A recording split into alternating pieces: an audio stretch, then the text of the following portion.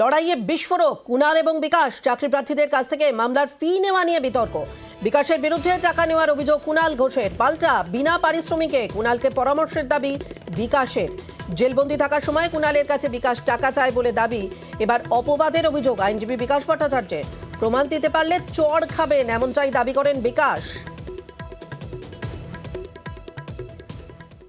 যে এরা যখন আইনি লড়াই লড়ছিলেন, বিকাশ ভট্টাচার্য এবং তাদের জুনিয়ররা এনাদের কাছ থেকে 27 লক্ষ টাকা নগদে নিয়েছেন, 27 lakhs। আবার এদের মামলাটা, এদের চাকরি আটকানোর মামলা ওই একই গ্রুপ করছে, এবং যারা মামলা করছে তারা কিন্তু অনুপযুক্ত। আমি তো এখনো শুনছিলাম শারীর শিক্ষার জন্য 1,10,000 আর কর্মশিক্ষার জন্য 70,000। এই টাকাগুলো নিলেন কি করে?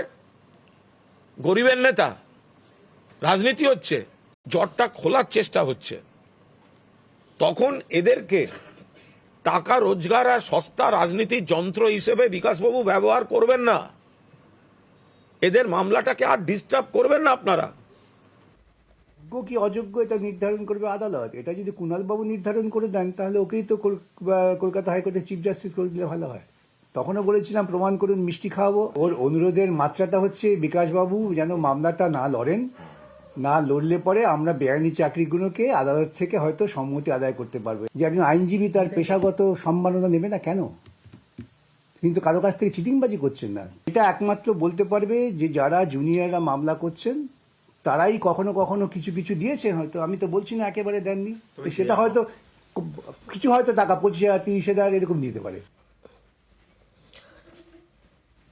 এদিকে কুণাল ঘোষ তিনি যখন জেলবন্দি ছিলেন, সেই জেলবন্দি থাকার সময় আইনি পরামর্শের জন্য 51,000 টাকা চান বিকাশ।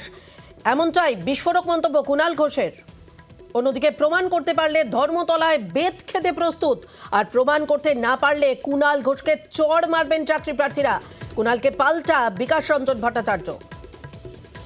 বিকাশবাবু বলেছেন যে আমি কোনো সময় তার পরামর্শ নিয়েছিলাম, তাতে আমাকে টাকা দিতে হয়েছে না কি টাকা দিতে হয়নি সেটা আমি বলতে পারবো। আমার বন্দি দশায় আমার বাড়ির লোকেরা, আমার ঘনিষ্ঠরা যখন বিভিন্ন আইনজীবীর সঙ্গে যোগাযোগ করছিল, তখন এক আইনজীবী বিকাশবাবুর হয়ে বলেছিলেন বিকাশবাবুর সঙ্গে দেখা করতে, তিনি কিছু পরামর্শ দিতে চান।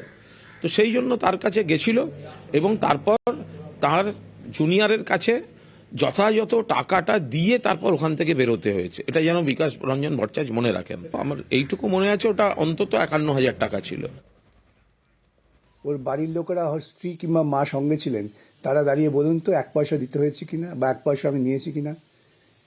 একটা মানুষ এত নিচে নামতে পারে আমার ধারণা ছিল না। কুণালবাবু এফআইআর লজ করুন, পুলিশ দপ্তরকে বলবো মুখ্যমন্ত্রীর বিশেষ নির্দেশে কুণালবাবুকেই তদন্তের দায়িত্ব দিন। যদি আমার বিরুদ্ধে অভিযোগ প্রমাণ হয় আমাকে এসপ্ল্যানেডের মোড়ে দাঁড়িয়ে 100টা চাবুক মারবেন। আর যদি প্রমাণ করতে না পারেন তাহলে কুণালবাবুকে নবান্নের মাথায় নিয়ে গিয়ে আমি সমস্ত চাকুরি প্রার্থীদের বলবো একজন করে আসুন, একটা করে থাপ্পড় মারুন। রাজি আছেন কুণালবাবু? একটা আইনজীবী কাজ করবেন, তার পেশাগত ফি নেওয়ার অধিকার তার আছে। সেই জুনিয়র যদি 51,000 টাকা তার জুনিয়র ফিজ নিয়ে থাকেন, তাতে তো কুণালবাবুর কিছু আক্ষেপ করার কিছু নেই।